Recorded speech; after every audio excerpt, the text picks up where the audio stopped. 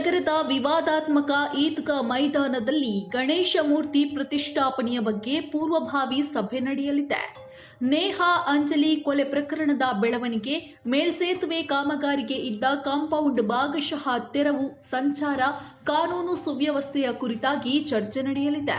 ಕಾನೂನು ಮತ್ತು ಸುವ್ಯವಸ್ಥೆ ವಿಭಾಗದ ಎಡಿಜಿಪಿ ಆರ್ ಹಿತೇಂದ್ರ ಮತ್ತು ಸಂಚಾರ ಮತ್ತು ರಸ್ತೆ ಸುರಕ್ಷತಾ ವಿಭಾಗದ ಎಡಿಜಿಪಿ ಅಲೋಕ್ ಕುಮಾರ್ ನಗರಕ್ಕೆ ಭೇಟಿ ನೀಡಲಿದ್ದಾರೆ. ನವನಗರದ ಪೊಲೀಸ್ ಕಮಿಷನರ್ ಕಚೇರಿಯ ಸಭಾಂಗಣದಲ್ಲಿ ಬೆಳಗ್ಗೆ ಅಲೋಕ್ ಕುಮಾರ್ ಪೊಲೀಸ್ ಅಧಿಕಾರಿಗಳ ಜೊತೆ ಸಭೆ ನಡೆಸಿದ್ದಾರೆ. ಸಂಜೆ ಆರ್ ಹಿತೇಂದ್ರ ಅವರು ಪೊಲೀಸ್ ಅಧಿಕಾರಿಗಳ ಹಾಗೂ ವಿವಿಧ ಇಲಾಖೆಯ ಅಧಿಕಾರಿಗಳ ಜೊತೆ ಮುಂಜಾಗ್ರತಾ ಸಭೆ ನಡೆಸಲಿದ್ದಾರೆ. ಈದ್ಗಾ ಮೈದಾನದಲ್ಲಿ ಗಣೇಶ ಮೂರ್ತಿ ಪ್ರತಿಷ್ಠಾಪನೆಗೆ ಅವಕಾಶ ಕೊಡಬಾರದು ಎಂದು ಕಳೆದ ವರ್ಷ ಹುಬ್ಬಳ್ಳಿ ಅಂಜುಮನ್ ಸಂಸ್ಥೆ, ಎಐಎಂಐಎಂ, ಎಸ್ಡಿಪಿಐ ಸೇರಿದಂತೆ 20ಕ್ಕೂ ಹೆಚ್ಚು ಸಂಘಟನೆಗಳು ಪಾಲಿಕೆಗೆ ಮನವಿ ಸಲ್ಲಿಸಿದ್ವು. 4 ಸಮಿತಿಗಳು ಅವಕಾಶ ಕೋರಿ ಮನವಿ ಸಲ್ಲಿಸಿದ್ವು.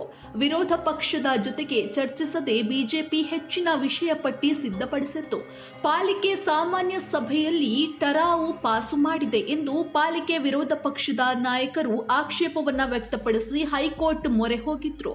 ಹಿಂದೂ ಸಂಘಟನೆ ಹಾಗೂ ಬಿಜೆಪಿ ಕಾರ್ಯಕರ್ತರು ಪಾಲಿಕೆ ಆಯುಕ್ತರ ಕಚೇರಿ ಎದುರು 2 ದಿನಗಳ ಅಹೋರಾತ್ರಿ ಪ್ರತಿಭಟನೆ ನಡೆಸಿದ್ರು. ಪರ ವಿರೋಧದ ಚರ್ಚೆ ನಡುವೆಯೂ 2 ದಿನದ ಉತ್ಸವಕ್ಕೆ ಅನುಮತಿ ನೀಡಲಾಗಿತ್ತು.